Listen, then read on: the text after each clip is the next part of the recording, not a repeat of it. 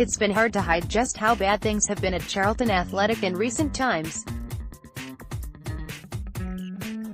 A steadfast Premier League outfit during the majority of the noughties, the loss of Alan Curbishley to West Ham in 2006 after 15 years in the Valley hot seat proved catastrophic for the Addicks, who, after 3 rolls of the managerial dice, succumbed to the drop at the end of the 06-07 season.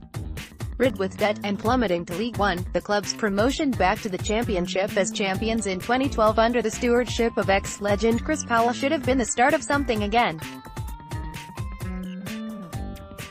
But that debt remained and owner Michael Slater wanted gone. 18 months later, Roland Duchâtelet offered him a way out, and thus began a series of, at times, almost unbelievable events that have seen the Belgian and the club supporters in full-blown conflict. More or less straight away, things were looking ropey. Less than a month after Duchâtelet acquired the club, talisman Jan Kermorgant was sold. He would later call Duchâtelet's ideas for the club as deluded. 2 months later it was the manager who was clearing out his things. With Powell gone, in came José Riga, who did just about enough to keep them in the Championship. But more sales followed that summer, with hot academy prospect Diego Poyet sold to West Ham after refusing a contract that had something or other in it about moving on loan to another Duchâtelet-acquired side, Standard Liège. Riga didn't last long, neither did Bob Peters, and after Guy Luzon lost his job in October 2015, the Israeli claimed that recruitment at the club was driven solely from a Belgian-based scout with a liking for futsal players. Subsequently, fans came together to form the coalition against Roland Duchâtelet card.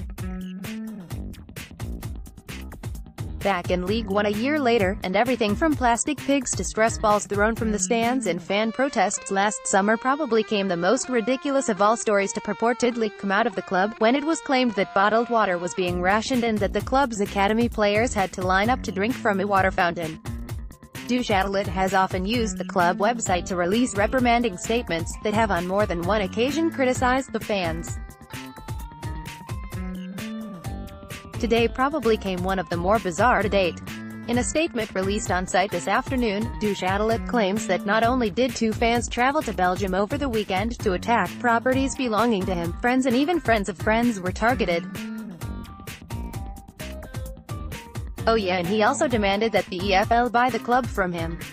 The full statement can be found here, but some of the highlights included, after 2 years of ownership without problems, Charlton got too many injuries relative to its limited squad size. Results were poor. Fans started to criticize and then protest, sometimes during the games, which didn't help. Charlton got relegated to League One. As a result of the damaging and sometimes criminal fans' protests and the changed financial climate of the P2, fans found sufficient support in this ambivalent attitude of the EFL to come to Belgium last weekend. They tagged and damaged several properties of Duchâtelet, the homes of 2 friends of Duchâtelet and the house of the friend of a friend. Whilst criminal damage is not a laughing matter, you have to wonder how the farce can continue for much longer, or what creative protest idea supporters will come up with next. See also, Libero, Ireland keeper Sean McDermott dumped by Dinamo Bucharest.